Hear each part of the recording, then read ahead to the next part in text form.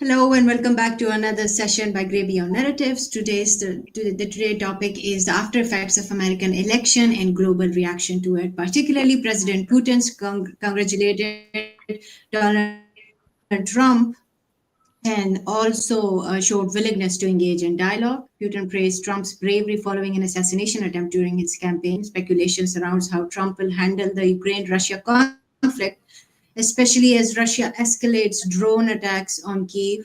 Ukraine is pushing for more support from allies, with President Zelenskyy being one of the first to congratulate Trump. Trump's proposed strategy for peace suggests Ukraine may need to cede territory to Russia, a notion Ukraine rejects and one that President Biden has not supported.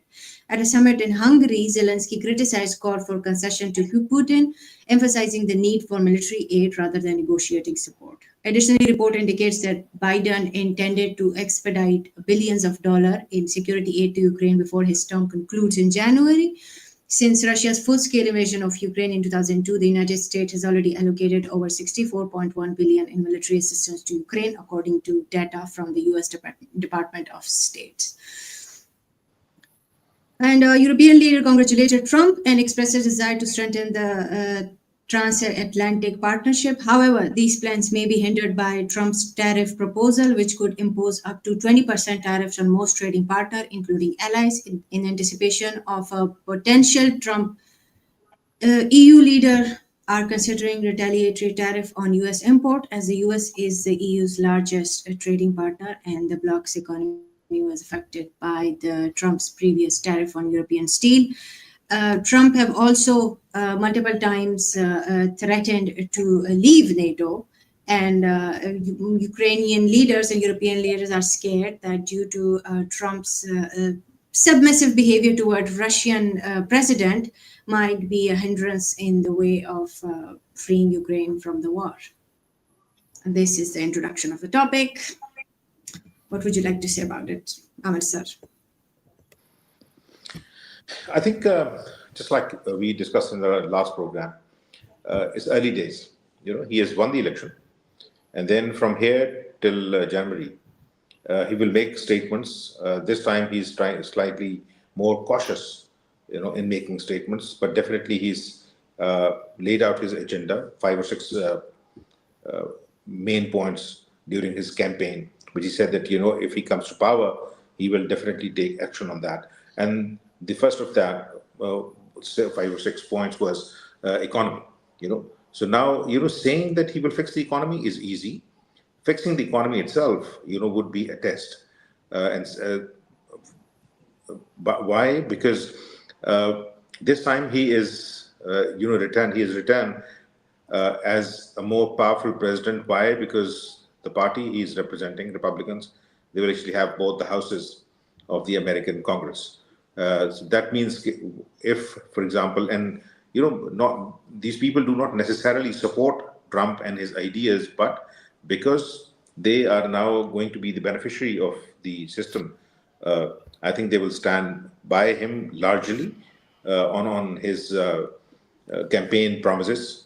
So when he says that he will fix the economy, definitely these are the big ideas, the way you mentioned, that maybe the idea is that American economy is suffering because of the strength of the other economies, the Chinese economy or the European economies, which are not doing very well, but because America is not doing good, so maybe trying to create those protectionist walls, and protect whatever industry is employing the large number of Americans. But the way we discussed that in the last 20 years, many of the American traditional industries have moved out of America. So if, for example, you do not actually have trained HR for those industries, you cannot bring those industries back. By stopping Japan or China or other countries of like the Koreans. If we take just one example, the car industry. The American car industry has suffered at the hands of the Japanese or the Korean car industries, and of late the Chinese car industry. The thing is, I know what real action Trump can take. On foreign policy issue, he definitely has spoken about, the that he would actually end the wars. Now, maybe this is, again, saying it easier, but from here till January, he will test the waters. His administration, because the process of selecting a team is already on, and there are people talking about, maybe possible return of people like Mike Pompeo, who was his, defense minister, defense secretary. So by saying that he would, end the war in Ukraine, America is not fighting the war in Ukraine. America is pumping money. America is making sure that Ukraine, fights that war. It's the Ukrainians who are being killed in that war, and Russians. So thing is that whether if they think that they can make money out of pumping guns and weapons into Ukraine, maybe from here to next 5 6 months, when they said that we are negotiating, saying it easy that he will finish the war in 24 hours. But thing is, maybe he will raise the pitch, the way in the last 48 hours we heard of these drone attacks by Ukraine into Russia, and causing damage. But maybe the Americans and the Europeans will actually kind of raise the pitch to a level where Russia is seen to be hurting, to get a better deal to end the war. That Russia should not take over the areas which it already actually has control of.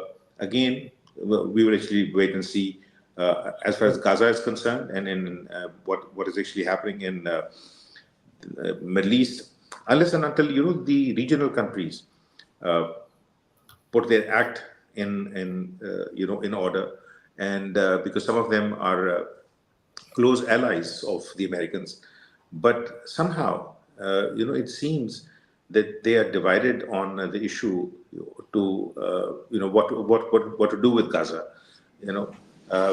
because when I was there, I clearly saw, and it has been reported as well, that both the camps of the Palestinians do not see how they're being treated. The people in West Bank who traditionally support the Fatah, the party of Yasser Arafat, and Hamas, which was controlling Gaza, they do not see eye to eye how to deal with Israel, and that is why we saw that Israel was interested in destroying the Gazans and the Hamas, but not in that ferocity with West Bank. But the way it has attacked Lebanon, the way it has attacked Syria, the way it has kept Jordan quiet, and also it has kept one way or the other Egyptians quiet as well.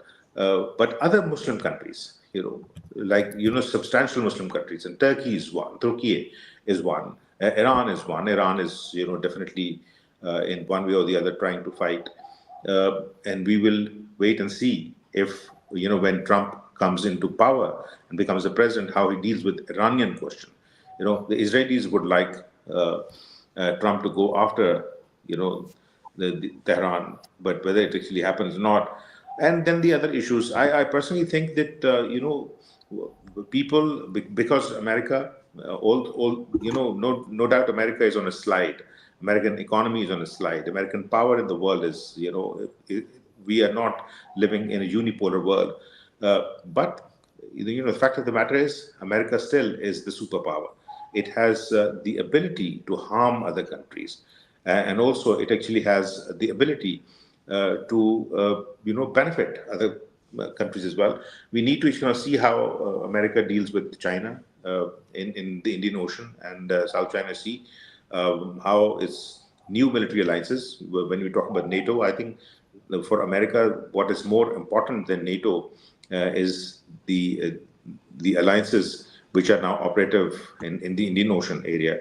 So India, the role of India is going to be important. How Modi and Trump, get along or not. So we are talking about Quad, and we are talking about AUKUS, which involves Australia, US, and United Kingdom. So I personally think, early days, I am not reading too much into what he has been saying. I will actually wait till January when he basically takes over power in America, and then we'll see that what he does. Interesting take you've basically have on the entire situation. And I think we should analyze each region separately to get a better understanding. And I'm going to bring in Haroon into the conversation. And one of the first things which I would like his insight in, and let's see how the conversation develops between after he's spoken. If, for instance, you would have a situation like a lot of people are suggesting that United States is going to kind of negotiate with Russia, and Trump is successful at it, it won't be leaving any position, or I don't think Russia is going to retract from the entire situation. So isn't that going to look weak in terms of what exactly will be the image of the United States for people in that region, Turkey being one of the players within that region, Ukraine obviously, and how will Russia or China, for example, view United States if that was going to be the case? So Haroon, go ahead, and then let's see what others have to say. Thank you very much for the opportunity, first of all. Good evening to everyone. I mean, let's start with actually the Trump possibility for the near future. What will be in regarding of Russia or China, or in general of geopolitics aspects. I mean, of course, it's too early to talk about, like Amir said, because we don't know yet which kind of cabinet he will have. Today, the discussion was about that he doesn't want, for example, Nikki Haley or Mike Pompeo, people like more from the past of neocon tradition. So, but we don't know which positions will be filled with which persons, so we have no idea about, because some experts are telling that it will be a more soft approach in geopolitics in comparison to his previous term, but others are telling maybe it can be resolved in a more offensive for example in a Middle Eastern, like the Israeli-Palestine conflict. We need to wait for this, but we have, of course, one thing in hand, and that is the previous term of Trump. I don't know how much he has learned during this time until he was elected during this election, or how ripe he is for this job, because his previous term was very much discussed, and there were lovers and haters of him. And we don't know if he will repeat this approach or if he will have more geopolitical depth in his politics, because it's his last term. About the internal politics, I cannot say much, because that's the decision of the American people. We will see how all of these populist approaches and promises he can hold, for the next years, especially regarding also the wall to build around the Mexican border. But when we look back to the geopolitics, Trump in his previous term, he was a big speaker from my point of view, but not a person of action. So, but the United States of America has right now a lot of geopolitical issues around the world. Being the Israel-Palestine conflict, being the Ukraine-Russia conflict, or the South China Sea conflict. Even with my country Turkey, there are many conflicts to solve, and these are all complex, situations. And Trump is not a typical politician who is well versed to, use the diplomatic channels, and he is the person. He uses much more the personal approach. This is sometimes very good in approaching nations like Russia or China, where there is one-minded political, class or person. But it is very difficult when you have Trump in charge in more complex situations like in Europe, they are facing the Ukraine crisis with the European nations. I don't think that Trump, in his first time, like some suggest, that he can step back so easily from the Ukraine crisis or to, cut off all the help to Ukraine. He will have again the big words and will try to maybe meet Putin, to speak to him, just like the Kim Jong-un issue. He talked a lot, but there was no solution at the end. That's the thing. So he will talk a lot, but I have my question mark there. How much he can agree Putin, after 2 years of war and so much enmity, to come to the table. Talk is easy before having the seat in the White House, but right now there is lots of responsibility, and he need to, have a calm down approach for this. And very important is also his team. I have mentioned earlier, like, he don't want to work with Nikki Haley or like guys like Mike Pompeo, who have a very hawkish understanding about anything geopolitical, especially regarding Israel. But we don't know the people who will come with him, if they will have the expertise, or his wishes is again having a close family circle like during the time with Kushner. So I hope for all of these problems, because at the end of the day, the United States geopolitical affairs are affecting all of us and all of the nations around the world, if you like it or not. I just hope for the near future that at least this time, goes with more expertise people and people with depth, instead of like guys like John Bolton or, like I mentioned, Mike Pompeo. That's my hope, but we need to wait until January, like Amir said.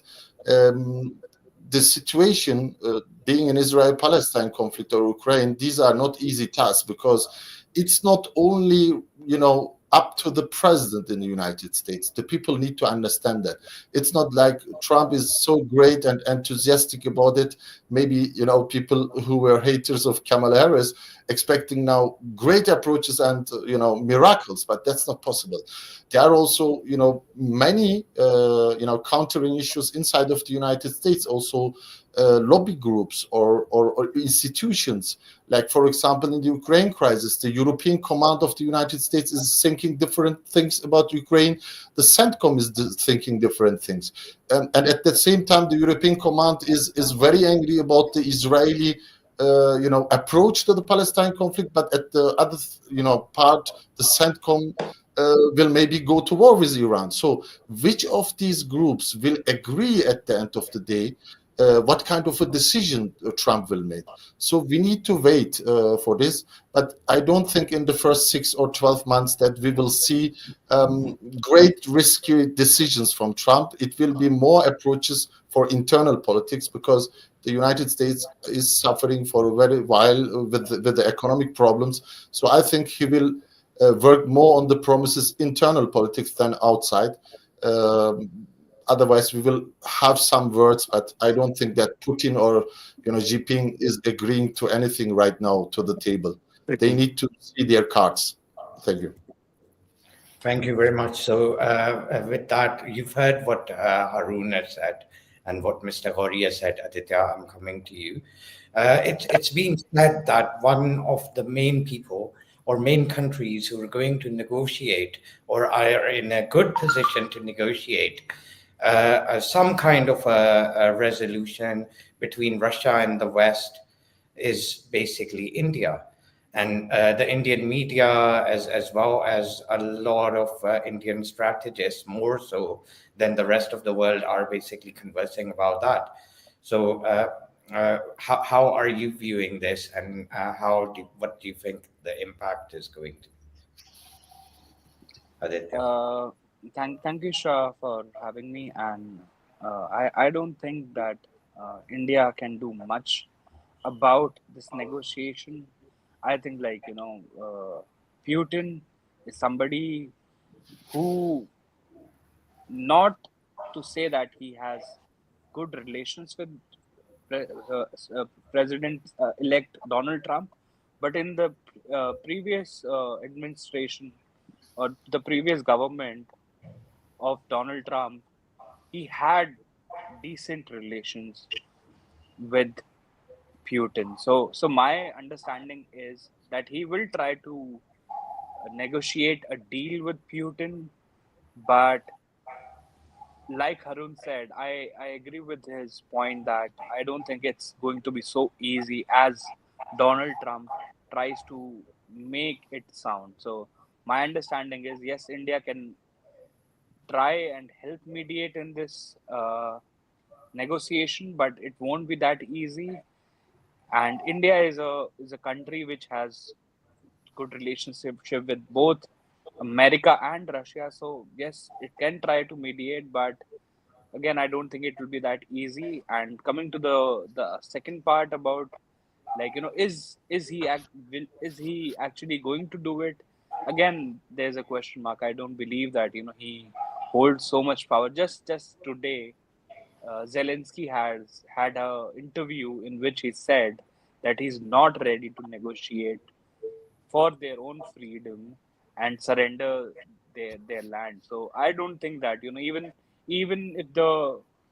if America decides, or Donald Trump decides that they want to, like, have a deal for Ukraine, I don't think the Europeans will accept it. So it might get more difficult for the Ukrainians to keep resisting, but I believe the Europeans will surely put in more effort, or let's say put in more funds to support the Ukrainian cause. So let's see what happens. But it's not that easy as Actually, Putin has tried Aditya, to.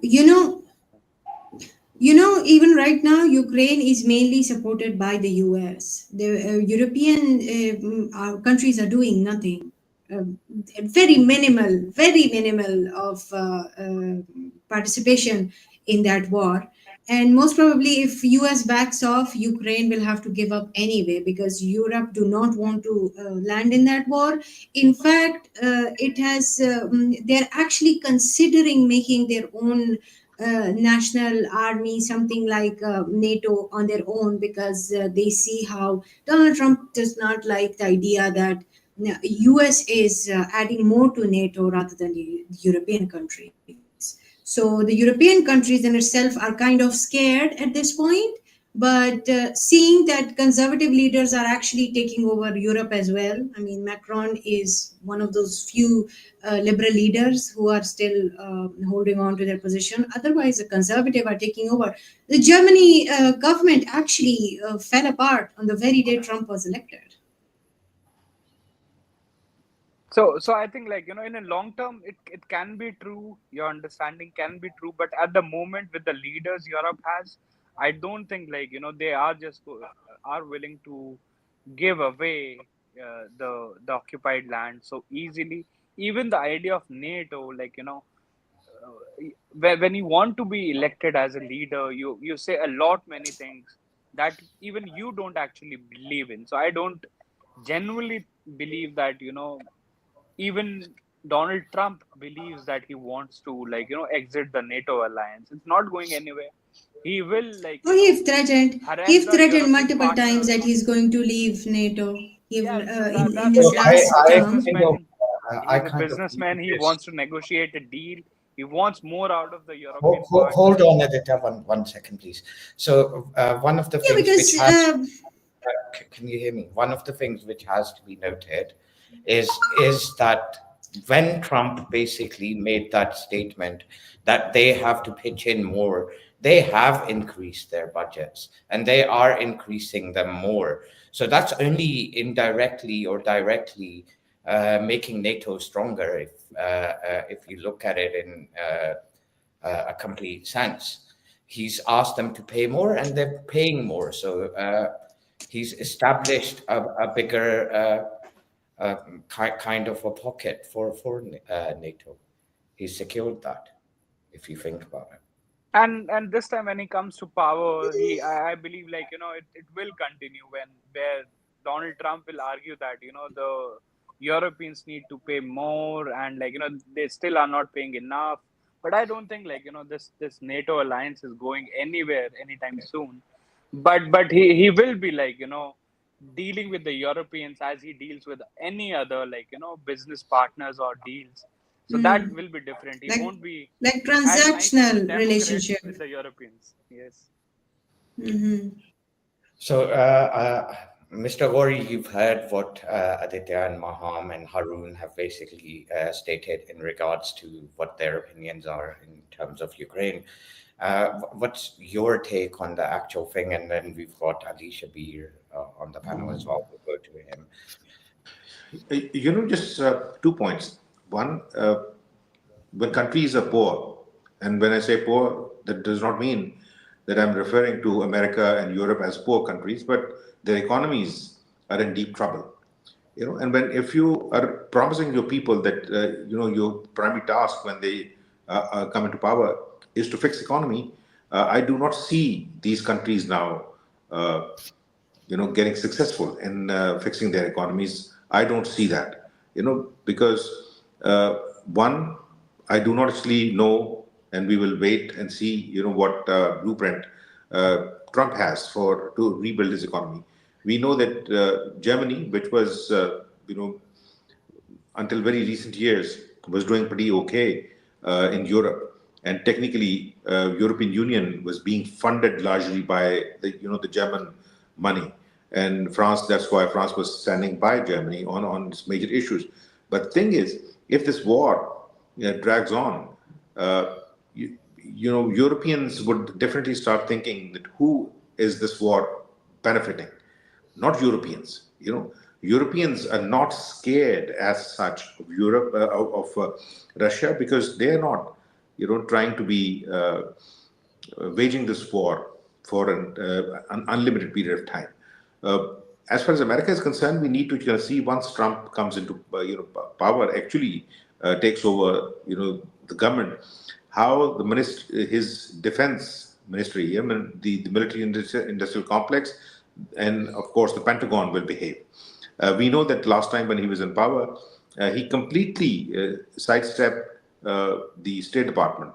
At times, I remember speaking to different ambassadors, American ambassadors in Pakistan, also in London, that middle of the night he would shoot a tweet which was completely in contrast to what the State Department is trying to kind of do in major parts of the world.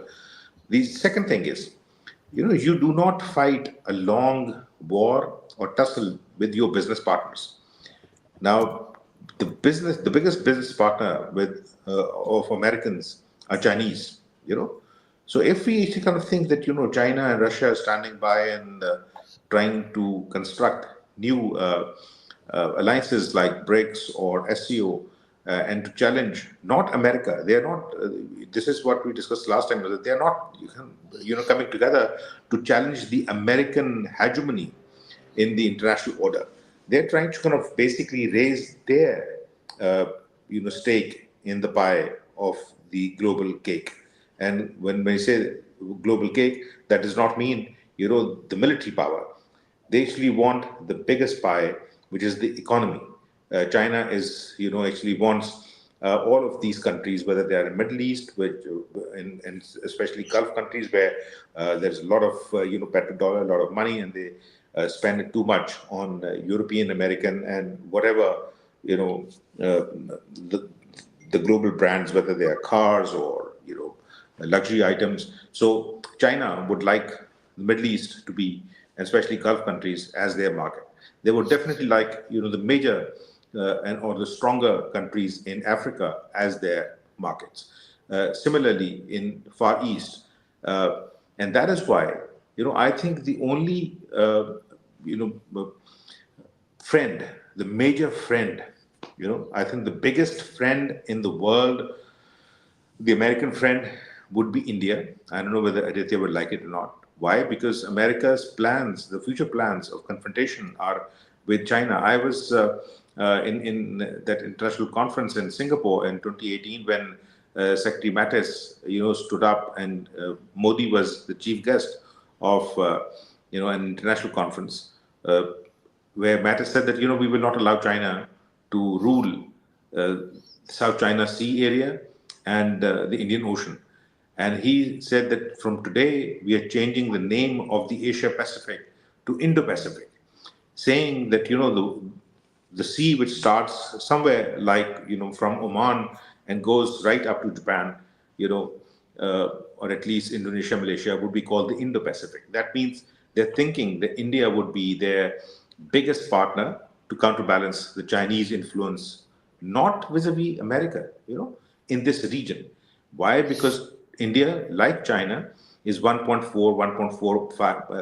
1.45 billion people, rising economies, big markets, and consumers of everything which is produced anywhere in the world. So if Saudi Arabia, if Egypt, if Turkey is not standing, the way it used to stand with the Americans, Turkey has been troubled by the American policy in that region when Americans start supporting the Kurdish insurgents, the way they have used them against Saddam Hussein. Whenever they actually want to put pressure on Turkey, they use the Kurdish question. So similarly, Turkey did not kind of see eye to eye on many issues with the European Union, because for a very long time, while very strong relations were kept between European Union and Turkey. Turkey was not allowed to join, European Union, and I think now Turkey is not seeing, towards Europe. They have their eyes on Africa. They have their eyes on the Middle East, and they actually want to be part of organizations like BRICS and maybe tomorrow SGO. So I think Americans will see very soon whether President Trump would like to live with the world or try to destroy the world like America has destroyed many countries in the past. I think Trump would not like to do that. Why? One, which Haroon also mentioned, he is a man who talks too much. We did not even see a lot of action when he was president last time. He's a man who basically believes in cosmetic statements that I will do this, I will do that.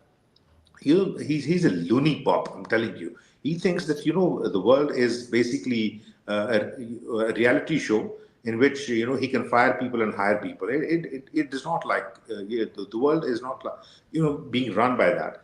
And we also now forget that in his own backwaters in South America, people, big countries like Brazil or Argentina or important countries like Mexico do not kind of see the American policies as pro, Americas. So technically, Canadians are not, fully on board with them. So I think he will actually have a lot of issues on his plate, and we cannot just discuss Ukraine or Gaza. No. His plate would be full, and then the world would see not America as not as the big power. It will become, really a global competition between democracy and the other form of government. And I'm seeing that Americans and the Europeans are now largely being seen by many people in our part of the world who actually wanted to be democracies. They think that no, maybe the other form of government which the Chinese are pushing is more suitable to their mood. The way Modi has tried to run India like a dictator, it talks about democracy. Many people in the Far East, they would like to be dictators. Why? Because Chinese model where the state would be authoritarian, but the market, the economy will be market economy. So they are basically looking China, which is a modern country but an old civilization. They see that Chinese effort of building relationship, through roads and rail networks, which they want to connect and try to basically bring the old partners of the Silk Route into the new form of Silk Route, where they will be using Chinese products and using cheap Chinese. They might be cheap now, they might not be cheap, in 10 or 20 years' time. So they're completely two different models. One country, which is a country of the past, which is United States. And sadly, for many people, they will not like it. America is now going to be thousands of miles away from, the world. If America actually wants to come to the world, They will actually have to cross the Atlantic or Pacific on both sides and then come and talk to these countries on their terms. They will not take the American terms. As why? Because there are other options now available. So I think Trump will basically either make, turn America towards in a direction where it becomes a partner, or he will take America into a direction where people or the world would not like to be, playing game with the Americans. Okay, thank you very much. So one of the things which is being stated everywhere is, and it seems like from what Trump has spoken as well, is that Trump is going to target China as a whole, and that is why it wants to pacify Russia. And the decoupling of the two is what he's trying to seek. How successful he's going to be is going to be interesting. But as you've stated, if, for example, half of these things which he stated do not come through, then we're going to be suffering from a huge kind of a backlash, because the conflict zones are increasing on day by day. You've got issues in Africa, you've got emerging issues in the Americas, especially in the South and the Central. Last time Trump was in charge, he's kind of indirectly blamed for at least 3 regime changes in that area. People basically are pointing out that US strategy does not change with the president. It kind of continues. And it seems that on one side, Trump is basically threatening countries with tariffs if they drop the dollar. But if the dollar remains at this price it is, we have to remember then the manufacturing which he's promising these same Americans is never going to come through. So it's a one or the other which he has to go for. And if he was to impose such tariffs as he's basically suggesting, isn't that's not going to be good for the American economy at all. So from what you've heard from me, as well as Mr. Ghori, Harun, go ahead, and then we're going to move to Ali Shabir, who's been patiently waiting. Go ahead, Harun. I mean, it's of course an interesting subject, but I like to do more a bird view instead of talking about, specific persons or the situation of the nations. When we look at the Trump, that is actually an approach, an idea in politics that is rising the last 20 years. When we look to the European continent, it's the same. They are just emulating what is happening in the United States or vice versa. So what is happening is, since the early 2000s, the middle class, especially the middle class, is losing their wealth. There are immense problems in these countries. The wages are not rising, but the inflation is horrible in many nations right now, and they have no easy solutions for that. That's a baggage that's coming actually since the 80s with the old neoliberal ideas. And all of this frustration of the populations in these countries push them more towards populism. And also the parties, the political parties, are going more and more either to left extreme or right extreme with their approaches, if you see that. So being Germany with the rising AfD, or the Le Pen, in France, maybe in the next election she will come this time, and beat Macron, etc. And in Netherlands, for example, one of the most democratic, what we know nations, guys like Geert Wilders are getting so many votes. And Trump is actually the end, or maybe the beginning point of this populism, be it on the right or left extreme. So what they are telling about the solutions, like the refugee crisis, what is happening in Europe, it's true that is a huge baggage that the previous administrations just put a blind eye. But they must also realize one thing, the last 20, 30 years, their wealth are standing on these people, be it immigration or refugees, with low-cost labor and all of this stuff, you know. So when they are thinking with, for example, what Trump is saying, to building a wall, or like the Europeans are saying, like when they are building a wall and sending their armies to the Aegean Sea and thinking to hold all these people coming, this influx from Turkey to, you know, Greece. I mean, this is a very illusionary idea. It's not that easy, and that is not the only problem that Europe is facing with all the economic crisis and middle class. At least not only the immigration is guilty for that. So the basics of solving these issues with some you know, tax cuts, or some building walls, or you know, increasing their military presence, what's also no more possible, because the United States is no more the United States, the lonely power what we know in the 90s. They are almost all everywhere in the world overstretched with their power. The same is you know, valid with Europe. What is happening, for example, when the United States decides, you know, with the Ukraine crisis, so guys, just do your stuff. It's your stuff. It's not in my interest. Maybe not today, but in 5 and 10 years.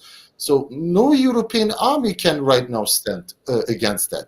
For example, Amir has given you know, examples about Turkey-US relations and why, you know, this went you know, down. This is when you look, for example, the last recent, you know, developments.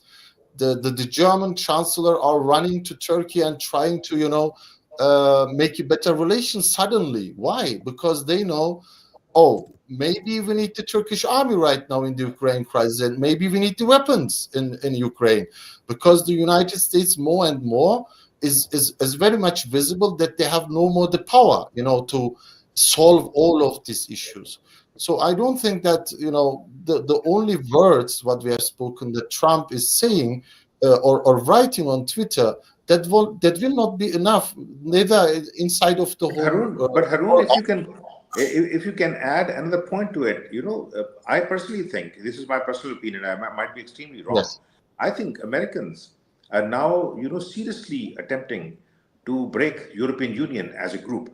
You know why? Because in tomorrow's world, if, for example, you see Russia as a threat, and you see China as a threat, and you see Europe, which is not, you know, now involved in major global conflicts, you know, they side with the Americans to go.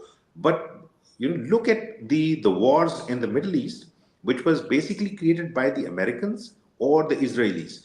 But Turkey, you know, again, I'm sorry, Turkey has to see or receive a lot of refugees, and then those refugees were via Turkey, they were going to Europe.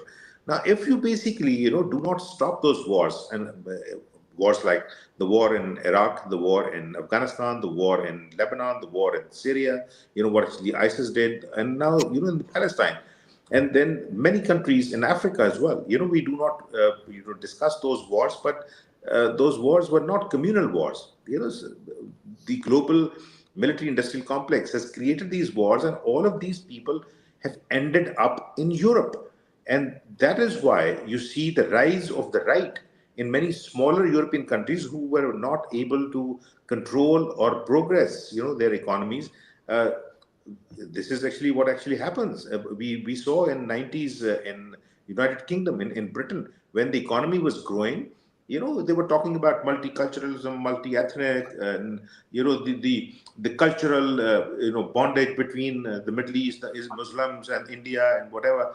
The moment their economies start going down, they become, you know, the easy targets are you know, the refugees, exactly like in America.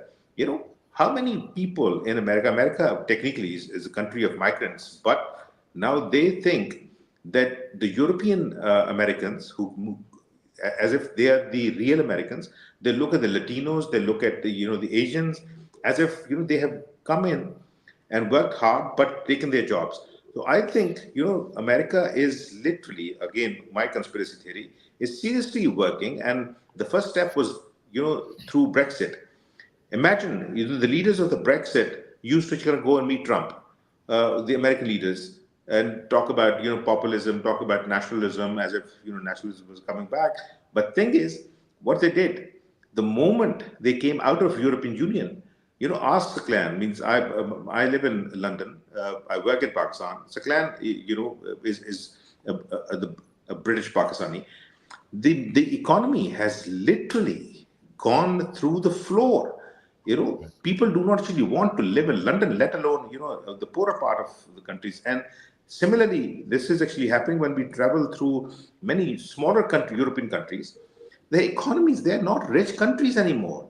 You drive through Italy, you drive through, even Romania or Czechoslovakia, Republic, Serbia, Albania, whatever. They are not, the European countries of the past. They are countries in trouble. And that is why tomorrow, if they said that, listen, we are better off, as separate countries where we will basically shut our borders to refugees. And if that European Union is broken down again, why? Because if, my conspiracy theory, last word, if Europe tomorrow decides that they don't actually want to follow the American foreign policy of going to wars and create conflicts in different parts of the, and remember, the conflicts of the past were smaller. Conflicts of the future might be bigger when you talk about China or Russia or maybe conflicts in the Indian Ocean area.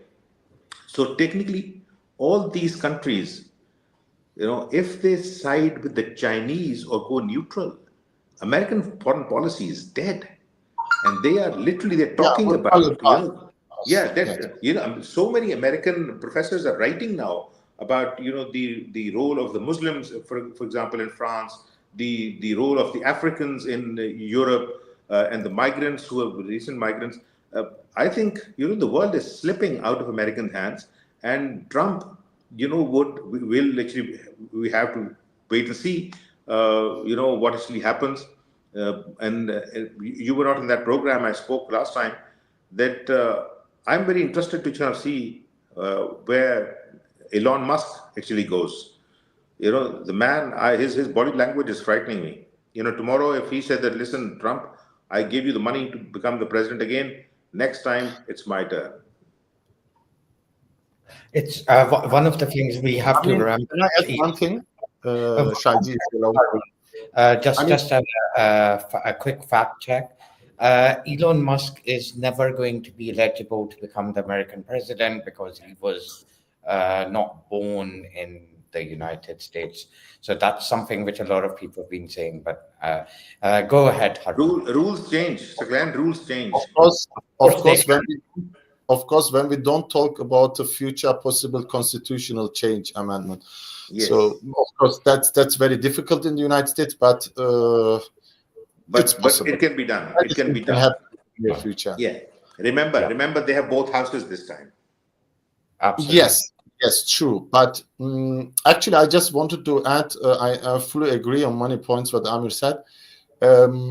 We need to differentiate. When I talked about the refugee crisis, for example, I'm not saying that the refugee crisis or uncontrolled immigration is not a problem. That's not the thing.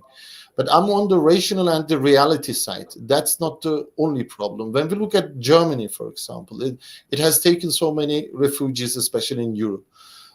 They have spent last year 46 billion euros. It's a large sum for some middle countries or smaller countries. But for the German perspectives, when you see a budget over 1.5 trillion euros, there is the question, of course, we put now the 46 billion on this side. What happened to the other money? We are talking about a nation that after the Ukraine crisis has realized, and I have served for that army, and that problem was existent during my time. They need to ask themselves, as a huge weapon exporter, what happened to our tanks? None of them are functioning. What happened to our fighter planes? So there was no preparation for anything. So there is the question. The real question is, where else did this money go? We know the numbers for the refugee crisis, okay, but where the other money has gone. So the populism is on both sides, the left or right in Europe. You're right in talking about the perspective of politics, especially to hold on this refugee influx. But I agree with you. We need to solve this issue, especially the root cause. The root cause is lying anywhere outside of Europe or the Western Hemisphere, where the Western monopoly companies or the nations directly with their military are involving themselves in issues that's not actually their own issue. They are trying to support military coups, or they are supporting barbaric regimes. Sometimes it's their guy, sometimes it's the other guy and bad guy, and they're attacking. So all of this stuff, when they are, for example, telling in Europe, I'm getting crazy, like we need to support Israel. So okay, but on the other hand, the same regimes are telling we have the refugee problem. So how you want to solve the refugee problem when you are supporting one of the biggest war makers in the region? That's right now. Okay, this slogan, maybe it's very sweet for the people on the street, but I'm telling you, in 2, 3, 4 years after this term, even during Trump term, when it's over, the people slowly will realize, okay, maybe it was not a good idea. So words are great, but I want to see what they are doing on the ground, if they are really willing to go into difficult situations and solve these issues, or just speaking about it and telling the people some lies. Thank you very much, Harun. Now we're going to go to Ali Shabir. Ali Shabir, you've heard what everyone else has opinionated.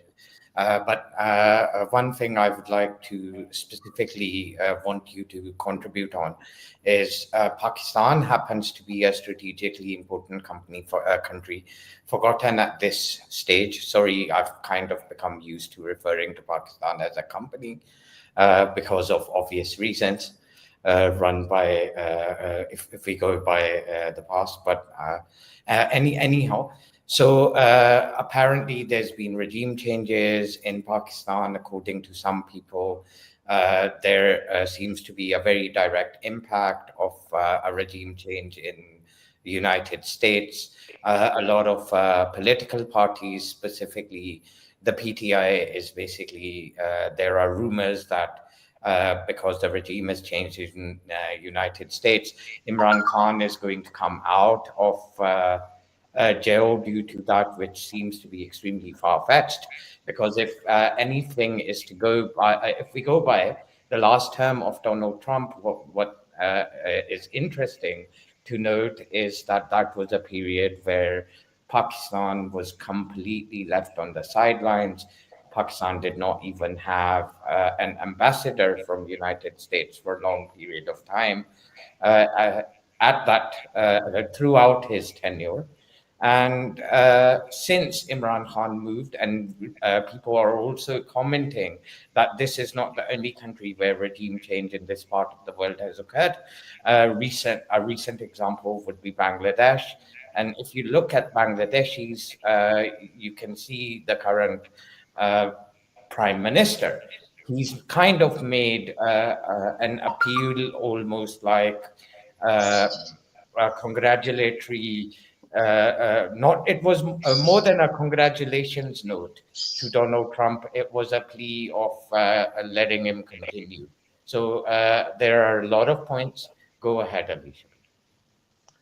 I thank you for inviting me, Shaji and Maham, and hi to everyone.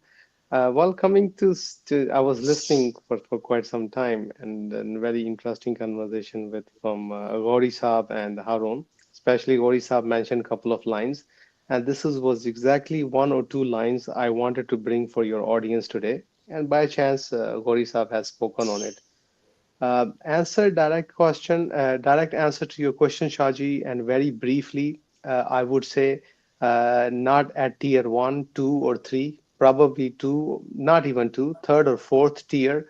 Pakistani question arises at American desks back in Washington or in other decision-making areas. I don't see the company or the country you mentioned as a good wit or I take it like anyway. I don't see Pakistan is anywhere at third or fourth anywhere at first or second tier. This is my brief answer. Second, I would say most of the analysis, Ghori Saab, and especially Ghori Saab and Harun mentioned briefly also, it depends, and this is the curiosity. I'm gonna ask a question also, and I'm gonna ask actually Ghori Saab to correct me if I'm wrong, and this will take our conversation to the most important level, at least what I noticed in this conversation. Is Ghori Saab, is this that do you think the audacity or the routine or the style of President Trump, what as you mentioned earlier with an example that at one day in foreign office they were expecting one thing, and suddenly president second day he says all the way opposite to that, or he extend too far on that. Do you think this behavior and this kind of audacity and this kind of routine will find like two times more, three times more than before in this term, or do you think it will be more conservative and it will be more parallel to disciplined politics? Because I would say the mood of President Trump and the mood of because I want to let your audience know that Vice President Vance and President Trump both are not coming from very pro-establishment areas in US. So their mood, the things they will take, the risks they take, or the leaders they take the choices or step other than the traditional ones. What are the probability that this time, Gorisab, Trump or President Trump or Vice President Vance will do more than the traditional presidents and vice presidents? So I think that has a key to a lot of questions you and Harun have asked, and I wonder with the audience here that why this will happen, not this will happen. So if you can elaborate, Gorisab, on this thing, and I would love to hear your thoughts on that. And for our audience, Yeah, for Shahji. yeah, I can actually kind of deal with this question briefly. We have studied America as students, when we were studying international relations or international politics, and we used to look towards America for a lot of inspiration. We thought that America is a leader of democracy, and all those countries which actually wanted to be democratic societies, they were looking either towards the American model or the British model. Uh, the thing is, this man has, in the last 4 years or 8 years, has managed to break the political party he's now representing.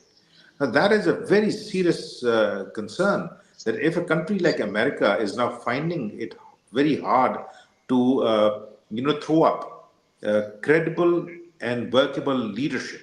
The last leader in the form of Barack Obama, who spoke like prophets. But thing is, he did not actually had the courage to move away from the plan of the American establishment. He went ahead with the policies which were laid down by Bush Jr. And killed a lot of people in different parts of the world. Now Trump, because he's not from the establishment, he's not their guy. This also is very important that maybe American public is also sick and tired of the games which establishment play. And that is why this man, with the help of his money, with the help of his rich friends, managed to connect with the American public.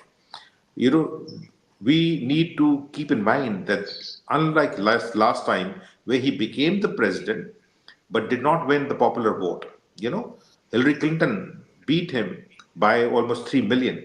This time he beat, Kamala Harris by almost 5 million popular vote. So technically, that means the party or itself did not have anybody else, to challenge him. And that is why this man who was facing courts, he was facing, all sorts of accusations. The media, which we in America, which we call the liberal progressive media, based either on the Eastern Seaboard or the Western Seaboard, went against him. Channels like CNN or newspaper like New York Times were writing against him, broadcasting against him. And then, the conservative media like Fox was completely, backing him up. So I think, establishment in America, not the State Department. I can tell you again, I was in one of the discussions here in Islamabad. I actually asked the American president that will the State Department behave exactly like the way it was behaving last time when Trump was, and he said, you know what, when Trump was president, the State Department was living in shrug the shoulder policy. I said, what's that? I said, listen, you actually asked, what do you think about the tweet, President made last 3 in the morning? I said, we just, shrug our shoulders, say, what can we do? He's the president, So technically, State Department would fall in line. Not the military industrial complex, not Pentagon. I think they will be in the next 2 to 3 months before he basically takes over the presidency, will be thinking really hard how to mold this guy, because I don't think that he has the plan about the things he says he has on economy, on immigration, on international relations, saying things just like we had. He's a narcissist of the highest order, and we had in recent past a narcissist leader. We have a narcissist leader in India as well, who thinks that he's turning into a god. We saw narcissist leaders in Britain as well, who have lost elections. Imagine, what my point is, that we are coming to a very interesting time in the Western democracies and Western countries where we do not find credible leaders. We see a lot of politicians. And that is why that basically frightens me, that the countries like us who actually want to follow democracy as a model, it is not working. And Trump, and Vance, because they were not, typical, Republicans, who were basically, were called the GOP, the Grand Old Party. I don't know how the Republican politicians will behave. I think for now they will support him. Why? Because they are the beneficiary of his success. But if they think that he is not following the policies of American establishment, you never know what can actually happen. We have seen, in America, when he thinks of regime change, you never know what actually the American establishment is capable of. Interesting take. With that, we're going to go towards the conclusion of this actual stream. And we'll begin with Harun to give his final comments and conclude in terms of his opinion, and then one by one we'll just go towards the guests and go for a close. Go ahead, Harun. Thank you, Shaji. I mean, in the previous speech, again, Amir, I agree with them, with the description of Trump. But we need to understand also one thing. He is, of course, not a guy of the establishment. But when we give this example, we need to ask which kind of establishment, because there are so many establishments. And Trump is actually also belonging to one specific establishment. Maybe this establishment was in the past not strong enough, but right now they have the grip. So it's more about an idealistic guy who is coming from the land and the redneck states and saying, I will really make America great? Or is it about his ego satisfaction and helping out his business friends? So we don't know. The last term, it was not clear. He had ups and downs, and like in the morning, he has different tweets, and in the evening, different tweets. I hope he has learned from his mistake. He has grown up and takes it at least the last term more serious to leave a good mark on the world affairs and the United States, population. So that is one thing. And what will happen in the near future? It's very difficult to say right now. Like at the beginning I have described, we need to wait with which experts he will wait, who will be in the State Department and who will be in charge in Pentagon to understand which direction we are going. But right now, when I look back to the past term of Trump, I'm not sure if he will handle anything with real success or solve any complex geopolitical problem right now. Thank you. Thank you very much, Harun. With that, we're just going to go to Aditya. Thanks for your points. Thanks for being here today. Go ahead, Aditya. So, my understanding is from what I've heard since last 7 days, because it has been like, we know that Trump pulls in more votes than the projections, or the, like, these projected numbers show on these exit polls and all these polls. We know that he always does better than what people say that who they are going to vote for.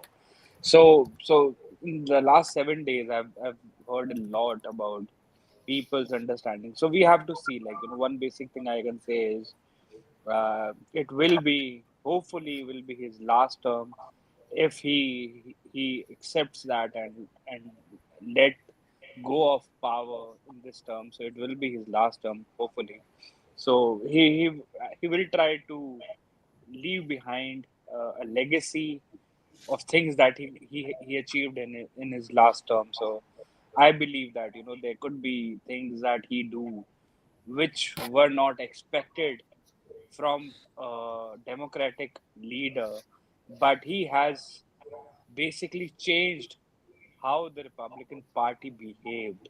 So the party has changed under him, and I think it has changed for good. Like, the old kind of Republican politics has long left the station. So let's see what happens next. But I believe that, he will take some major decisions to leave behind a legacy. So let's see what happens. That's my understanding. Thank you.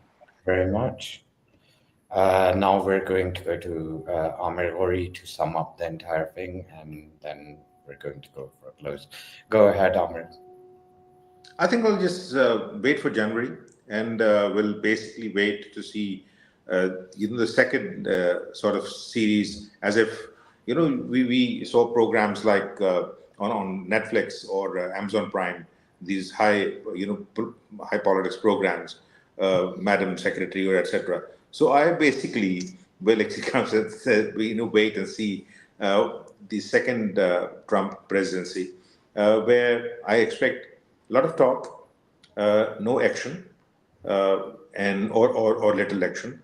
I don't think that Trump is a man who sees his power in those terms of creating legacy for the party, because he does not represent the party. For America, no, he does not.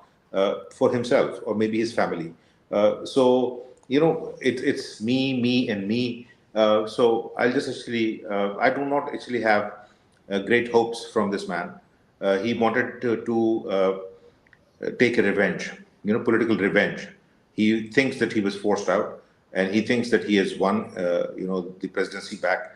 He does not have a plan or a program, and so let's see when he starts. I think we've been discussing, or basically discussing him far too long, and basically taking care of what he has been saying. Let's wait and see, beyond January. Thank you very much for being here today. I'll just conclude in terms. I think we are basically going to end up being in a multipolar world. Whether it was Trump or Harris, I think the impact would have been pretty much the same. I agree that he's somebody who speaks a lot, but I don't think he's going to bring any kind of extreme changes which would have not occurred if he was not in power. Maybe a bit more harsh, but let's see. With that, I'm going to bring in Maham to basically close. And thanks, everyone. So I'm going to just end it with a statement that Donald Trump take great pride on the fact that he's the one who stops war, not start war. And he have played on that point a lot. So yes, maybe this might all just be talks and all that, and he might be just bluffing at this point. But if he can stop the war in Gaza and Ukraine, I think it's just good for everyone. I think the Democrats were playing a lot on gender politics. They were more worried about issues that were not much of an issue to Americans than the main issues. And if Donald Trump plays it right, and he even if he lives up to the fact that he's the one who stopped wars, good enough for the world, I guess. Can So I that's say it. just one line? One line. Go ahead. Yes, The one line means I share, the hopes which Maham has mentioned. But in both these wars, America itself is not a party. Americans are not fighting this war, unlike Afghanistan and Iraq, where they had to send soldiers.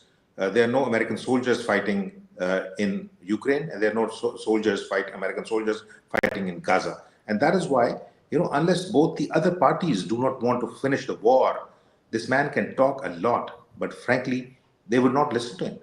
Netanyahu will not listen to him. Trump will not listen to him. Putin will not listen to him. Because America is not fighting a war. Saying that I will end this war, dream on. And one final point. That's one thing. Can I just say something? Okay. Did I just trigger you guys? No. Yeah.